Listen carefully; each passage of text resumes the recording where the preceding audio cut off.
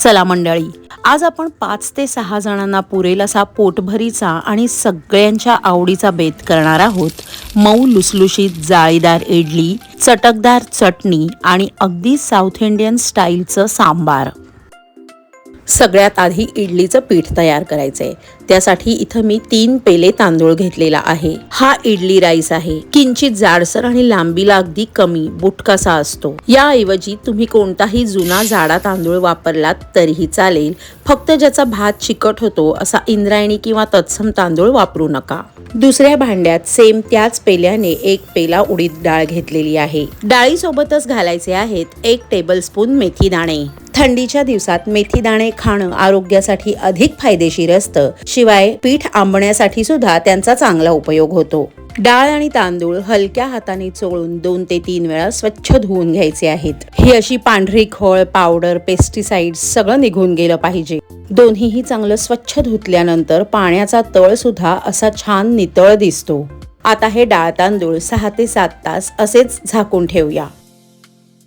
7 तास होऊन गेलेले आहेत। आपण झाकण उघडून बघूया। डाळ आणि तांदूळ छान फुलून आलेले आहेत। आता आपण यातलं सगळं पाणी काढून टाकलेलं आहे। अनेकांचं असं म्हणणं आहे की उडीद डाळ भिजवलेलंच पाणी वापरून पीठ वाटलं की ते खूप छान फर्मेंट होतं। आता यात कितपत तथ्य आहे मला माहिती नाही, पण हे पाणी वापरून पीठ भिजवलं तर तयार झालेल्या इडल्या खाऊन पोट फुगतं, पित्त होतं, मळमळतं आणि ऍसिडिटीचा त्रास सुद्धा होतो। त्यामुळे डाळ तांदूळ भिजवलेलं पाणी फेकून द्यायचं आणि पीठ वाटायसाठी ताजं पाणी वापरायचं। सुरुवातीला लागेल तसं थोडं थोडं पाणी घालून उडीद डाळ वाटून घेऊया। डाळ मेथीची ही अशी मस्त क्रीमी गंधासारखी गुळगुळीत पेस्ट वाटून झालेली आहे। तयार पेस्ट एका उंच मोठ्या भांड्यात काढून घेऊया।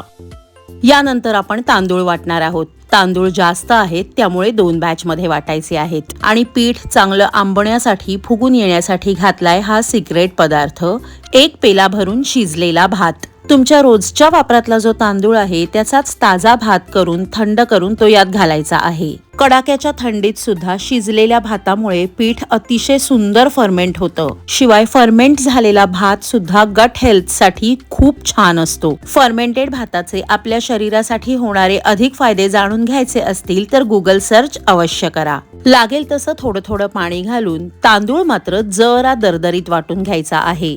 बोटांना याचं टेक्स्चर बारीक रव्यासारखं लागलं पाहिजे। तांदूळ वाटताना त्याची जर अगदी बारीक पेस्ट केली तर इडल्या फुगत नाहीत, त्या बसतात आणि दडदडीत होतात। वाटलेलं पीठ पातेल्यात काढून घेऊया। दुसरी बॅच सुद्धा वाटून झालेली आहे, पण यात मात्र भात घातलेला नाही। भात फक्त पहिल्या बॅचला घालायचा आहे। आता हे सगळं चांगलं एकजीव करून घेऊया। हे पीठ जितकं छान मिक्स होईल आणि जेवढं छान फेटलं जाईल तेवढ्या इडल्या मस्त हलक्या फुलक्या आणि नरम होतील।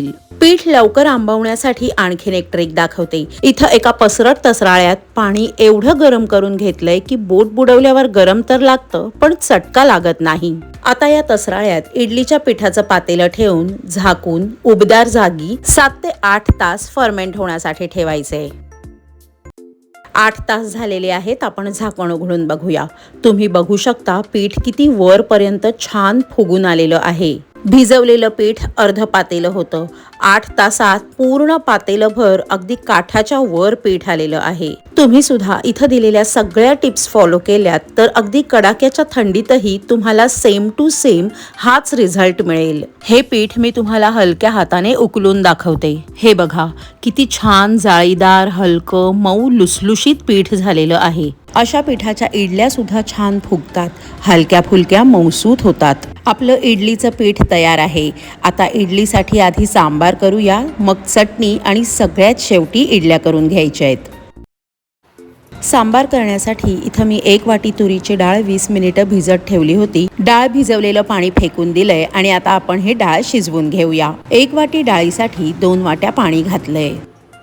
एका लाल बुंद टोमॅटोच्या मी फोडी करून घेतलेल्या आहेत। 3 ते 4 लसणाच्या पाकळ्या आहेत आणि 1 हिरवी मिरची मध्ये चीर देऊन घेतलेली आहे। आता हे सगळं जिन्नस आपण डाळ शिजताना डाळीतच घालणार आहोत। खरं तर पारंपरिक पद्धतीत सांबारात लसूण घालत नाहीत, पण एकदा या पद्धतीने डाळ शिजताना 3 ते 4 लसणाच्या पाकळ्या घालून बघा, अफलातून चव येते सांबारला। पाव टीस्पून हळद आणि पाव टीस्पून हिंग घालून कुकरच्या 3 ते 4 शिट्ट्या करून डाळ शिजवून घेऊया। डाळ शिजते तोपर्यंत आपण सांबारसाठी एक मसाल्याची पेस्ट तयार करून घेऊया। इथं एका बाउलमध्ये घेतली आहे 1 टेबलस्पून धण्याची पूड, 1 टेबलस्पून काश्मीरी लाल मिरचीची पूड आणि 2 टेबलस्पून सांबार मसाला। सांबार मसाला कोणत्याही कंपनीचा वापरला तरीही चालेल। थोडंसं पाणी घालून याची जाडसर पेस्ट करून घेऊया। अशा पद्धतीने पाण्यात कालवलेले मसाले छान फुलून येतात आणि सांबारात त्याची चव अधिक खुलते। सांबार मध्ये घालण्यासाठी मी या भाज्यांची तयारी करून ठेवलेली आहे। दुधी भोपळा, लाल भोपळा, शेवग्याच्या शेंगा, टोमॅटो, कांदा मी 2 पद्धतीने कापून घेतलाय। एका मोठ्या कांद्याच्या या अशा पाकळ्या काढून घेतलेल्या आहेत आणि एका कांद्याच्या ताटात दिसतायत तशा उभ्या पातळ स्लाइस केलेल्या आहेत। ही मसाल्याची पेस्ट तयार करून घेतली आहे। शिवाय लिंबा एवढ्या चिंचेचा कोळ करून घेतलेला आहे आणि एका वांग्याचे काप करून पाण्यात बुडवून ठेवलेले आहेत, म्हणजे ते काळे पडणार नाहीत। मीनव्हाईल डाळीच्या कुकरच्या 3 शिट्ट्या होऊन प्रेशर रिलीज झालेलं आहे। आपण झाकण उघडून डाळ घोटून घेऊया। मस्त मऊसर शिजलेली डाळ या पद्धतीने जर रवीने घोटून घेतली तर सांबार छान एकसंध होतो। सांबारसाठीची सगळी पूर्वतयारी झालेली आहे। आता आपण सांबार फोडणीला घालूया। त्यासाठी इथं मी एका जाड बुडाच्या पातेल्यात 2 टेबलस्पून तेल तापवून त्यात 1 टीस्पून मोहरी आणि 1 टीस्पून जिरं चांगलं तडतडून घेतलेलं आहे। यानंतर फोडणीत घालूया 7 ते 8 मेथीचे दाणे, अर्धा टीस्पून हिंग आणि अर्धा टीस्पून हळद, 10-12 कढीपत्त्याची पानं घालून फोडणी खालीवर सारखी करून घेऊया, म्हणजे ती करपणार नाही। उभा पातळ कापलेला कांदा फोडणीत घालून मिनिटभर मंद आचेवर परतून घेऊया। कांदा खूप जास्त लालसर किंवा काळपट करायचा नाही। एका मोठ्या लालबुंद टोमॅटोच्या फोडी करून घेतलेल्या आहेत, त्या आता फोडणीत घालूया आणि 1 मिनिटभर परतून घेऊया। 1 लहान वांग, 1 लहान बटाटा, 1 वाटी भरून दुधी भोपळ्याच्या फोडी, 1 वाटी भरून लाल भोपळ्याच्या फोडी, 2 शेवग्याच्या शेंगा यांचे काप करून मी फोडणीत घातलेले आहेत। सांबारातल्या भाज्या तुमच्या आवडीनुसार कमी अधिक करू शकता। आता या भाज्या 2 मिनिटं परतून घेऊया। 1 टीस्पून मीठ घालून भाज्या 1 मिनिटभर पुन्हा एकदा परतून घेऊया आणि मग झाकण ठेवून मंद आचेवर 5 मिनिटाची पहिली वाफ देऊया। 5 मिनिटांनंतर झाकण उघडून सगळ्या भाज्या पुन्हा एकदा खालीवर सारख्या करून घेऊया। तुम्ही बघू शकता मंद आचेवर भाज्या वाफवल्यामुळे त्या खाली अजिबात चिकटलेल्या नाहीत। आता यात आपण तयार करून घेतलेली मसाल्याची पेस्ट घालूया, चिंचेचा कोळ घालूया आणि हे सगळं मिश्रण मंद आचेवर चांगलं तेल सुटेपर्यंत 3 ते 4 मिनिटं परतून घ्यायचंय। सांबार करायच्या वेगवेगळ्या पद्धती तुम्ही पाहिल्या असतील, पण एकदा या पद्धतीने सांबार करून बघा, तुम्हाला दुसरी कुठलीही पद्धत आवडणार नाही, याची मी तुम्हाला 100% खात्री देते। आता यात 1 ग्लास भरून गरम पाणी घालायचंय आणि आपण कांद्याच्या या ज्या पाकळ्या तयार करून ठेवल्या होत्या त्या सुद्धा घालायच्या आहेत। सांबारचा कांदा म्हणून एक वेगळा लहान कांदा मिळतो, तो जर तुम्हाला मिळाला तर या पाकळ्यांऐवजी तो कांदा नक्की घाला। झाकण ठेवून मंद आचेवर 5 मिनिटं मसाल्यांसोबत भाज्या उकळून घेतल्या। आता या भाज्या 70 ते 80% शिजलेल्या आहेत। उरलेल्या आपण डाळीत शिजवणार आहोत। या स्टेजला शिजवून घोटून घेतलेली डाळ घालून मिक्स करून घेऊया आणि डाळ चांगली खदखदली म्हणजे 1 उकळ फुटली की यात गरम पाणी घालूया।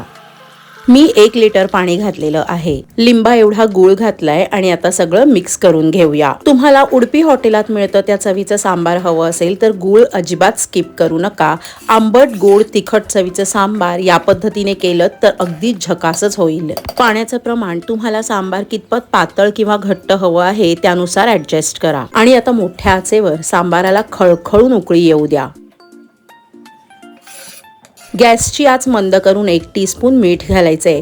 लक्षात ठेवा भाज्या शिजताना सुद्धा आपण मीठ घातलं होतं आणि आता यावर झाकण ठेवून 20 ते 25 मिनिटं सांबार चांगलं उकळून घ्यायचं आहे। 20 मिनिटांनंतर आपण झाकण उघडून बघूया। तुम्ही बघू शकता रंग किती सुरेख आलेला आहे, मस्त सुगंध दरवळतोय, पण त्याची अनुभूती मात्र सांबार तुम्हाला स्वतः करूनच घ्यावी लागेल। या स्टेजला सांबार मध्ये घालायची आहे 1 टेबलस्पून कसुरी मेथी आणि भरपूर ताजी हिरवी कोथिंबीर आणि आपला गरमागरम सांबार सर्व्ह करायला तयार आहे। आता आपण चटणी करून घेऊया।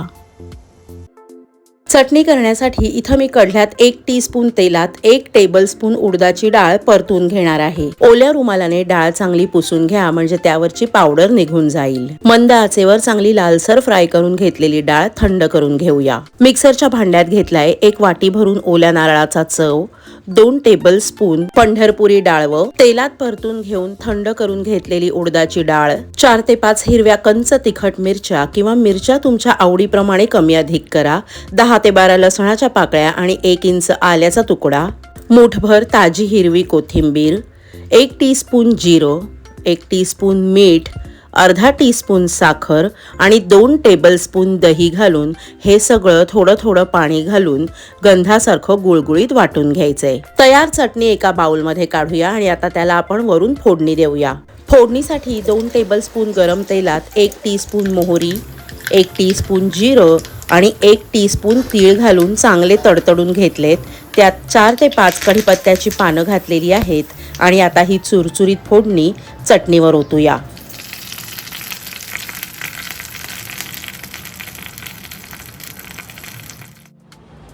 आपलं सांबार तयार आहे, चटणी तयार आहे। इडली करायला घेऊया। इडलीच्या पिठात चवीनुसार मीठ घालून मिक्स करून घेऊया। पिठाची कन्सिस्टन्सी अगदी जवळून बघा, जास्त घट्ट नाही किंवा खूप पातळ नाही। इथं मी इडलीच्या थाळ्यांना अमूल बटर लावून घेतलेलं आहे। अमूल बटर लावलं की इडली सुरी किंवा चमचा न लावता सुद्धा अगदी पटकन निघून येते। पण तुम्हाला जर अमूल बटर लावायचं नसेल तर तुमच्या आवडीनुसार तेल, तूप किंवा घरचं लोणी सुद्धा लावू शकता। बॅटर भरताना संपूर्ण खाचेत न भरता इडली फुलण्यासाठी वर थोडीशी जागा ठेवा। इडली प्लेट्स तयार करायला घेण्याआधी मी स्टीमरमध्ये पाणी गरम करायला ठेवलेलं होतं।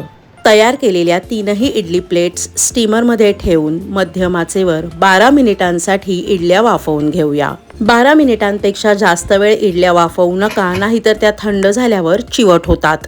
12 मिनिटांनंतर आपण झाकण उघडलंय आणि तुम्ही बघू शकता इडली किती मस्त फुगून आलेली आहे।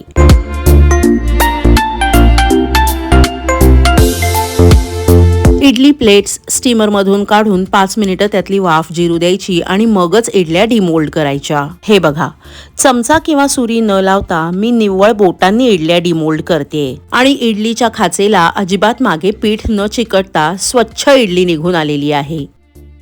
गुबगुबीत, मऊ, लुसलुशीत, हलकी, पोकळ आणि जाळीदार इडली तयार आहे। तर असा हा इडली सांबार चटणीचा बेत तुम्ही सुद्धा नक्की करून बघा। सो फ्रेंड्स, हा व्हिडिओ तुम्हाला थोडा जरी आवडला असेल तर त्याला भरपूर प्रमाणात लाईक करा, व्हिडिओ तुमच्या फॅमिली आणि फ्रेंड्स सोबत शेअर करा आणि अशाच इनोव्हेटिव्ह रेसिपीज बघण्यासाठी सुहानीज किचनला सबस्क्राईब करा। भेटूया लवकरच एका नवीन रेसिपीसह, पण तोपर्यंत बाय बाय।